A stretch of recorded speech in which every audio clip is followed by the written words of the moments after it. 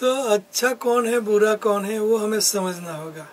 जैसे कि आप सवाल पूछते हो कि कोई चैरिटी दे रहा है, बहुत पुण्य दान कर रहा है, गरीबों को खिला रहा है, कपड़ों दे रहा है, कंबल दे रहा है, हॉस्पिटल खोल रहा है, स्कूल्स खोल रहा है, तालाब और परब और पानी पिला रहा है, सब दान कर रहा है, तो बहुत अच्छा है। नहीं, ये अच्छा नहीं है।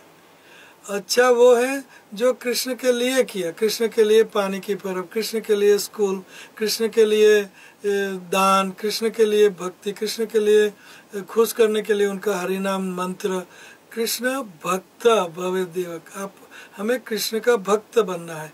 इन दान देने से हमें स्वर्ग मिलेगा और स्वर्ग में हम वही इच्छा करते हैं जो यहाँ करते हैं। मुझे अच्छी स्त्री, अच्छा पति, अच्छा ये, अच्छा गहना, सब कुछ मुझे स्वर्ग मिल जाए। तो स्वर्ग में भी यही जन्म मृत्यु जरा व्याधि का चक्कर है, सेंस ग्रेटिफिकेशन है, विषय सुख है, और ये विषय के सुख के लिए जो प्रयत्न करता है वो भी अच्छा नहीं है। पुण्य दान, टॉप मोस्ट पुण्य दान है कि कृष्ण के लिए हमने क्या किया। कृष्ण के लिए मंदिर, कृष्ण के लिए बुक जैसे गीता और भागवत का मुद्रण, और कृष्ण के लिए प्रसाद, कृष्ण के प्रसाद का वितरण, कृष्ण के एजुकेशन के लिए स्कूल, सब कुछ कृष्ण संबंधी करना चाहिए। तो उनको बोलते हैं शुद्ध भक्ति। और जब हम शुद्ध भक्ति करते हैं तो हमारा सब कर्म नष्ट हो जाते हैं, अच्छे हो या बुरे, और खाली कृष्ण की प्रेम और भक्ति बाकी रहती है। कृष्ण का धाम बाकी रहता है जहाँ कोई भी प्रकार का दुख नहीं, वैकुंठ, जहाँ जन्म मृत्यु जरा व्याधि का चक्कर नहीं रहता। तो हमें श्री कृष्ण की शुद्ध भक्ति करना है, ये सबसे ज़्यादा इम्पोर्टेंट है। वो अच्छा सदस्य हैं, वो अच्छे लोग हैं। और जो कृष्ण की भक्ति नहीं करते हैं उनको तो पता ही नहीं चलेगा कि ये भक्ति क्या है, और दुखों में उनका जीवन और कई जीवन उनके व्यतीत होते रहेंगे। जैसे कि दूसरा सवाल ये हो सकता है कि सब लोग जैसे गुजरात में कच्छ में अभी धरती कंप हुआ तो उसमें अच्छे भी मर गए और बुरे भी मर गए, लेकिन इनको कंबाइन कर्म कहते हैं। ये सब एक दिन युद्ध में होंगे, जैसे कुरुक्षेत्र के युद्ध में कौरवों के साथ होंगे, और ये सबको कुछ न कुछ पनिशमेंट भगवान को देनी है। लगता है अच्छे हैं लोग, कोई बुरे हैं, लेकिन कर्मों की गति समझना होगा।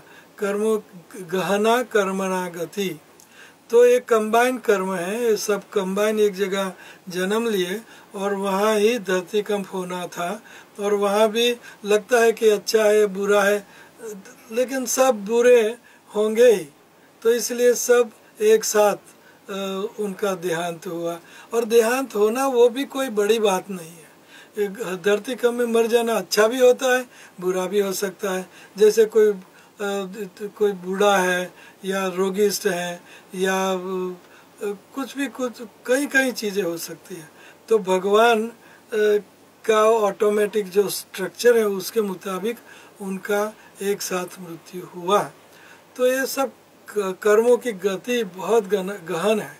लगता है अच्छा बुरा ये वो, उसमें भगवान के भक्त भी होंगे, वो कोई सरप्राइज नहीं है। लेकिन भक्त समझता है कि मुझे कलेवर छोड़ना ही छोड़ना है वन डे, और मुझे श्री कृष्ण का धाम, श्री कृष्ण का प्रेम, कृष्ण की शुद्ध भक्ति करनी है। तो उनको नेक्स्ट जन्म में उनको अच्छा शरीर मिलेगा, अच्छा भक्त, शुचि नाम श्रीमताम गेहे योगो भ्रष्ट अभिजायते। और भक्त ये नहीं कहेगा कि देखो मेरा बुरा हुआ, मेरा मृत्यु आया और मैं रण ककड़ और मेरा घर ये हो गया वो हो गया। वो जानता है कि भगवान के सिवा मेरा कोई कुछ नहीं है, और वो एक निष्ठ है, एकांतिक है, अनन्य है, और उनमें ही उनका सुख है। चाहे कोई भी हालत में रख लो भक्त को, वो हमेशा आनंद मंगल में रहेगा। ये भक्ति का ऊंचा स्तर है। जैसे जीसस क्राइस्ट, हर धर्म में ये है। जीसस क्राइस्ट ने क्रॉस पे उनके ही लोगों ने मार दिया, तो जीसस क्राइस्ट प्रणाम करके कहते हैं, हे भगवान, ये लोग बहुत मासूम हैं, निर्दोष हैं, और ये नहीं जानते क्या कर रहे हैं, उनको आप माफ़ कर दीजिए। और मेरा मृत्यु है ही नहीं, मैं तो आत्मा हूँ, आपका शुद्ध भक्त हूँ, और मैं यही नहीं तो कहीं और प्रचार करूँगा। तो ये जस्ट लिटिल चेंज में वो न मोहियती, मोह नहीं पामते हैं। तो बहुत लंबी फिलोसॉफी न देते हुए मैं आपको शॉर्ट में समझाता हूँ कि कृष्ण की भक्ति के बिना, शुद्ध भक्ति के बिना कोई अच्छा कार्य नहीं, कोई अच्छा कर्म नहीं है।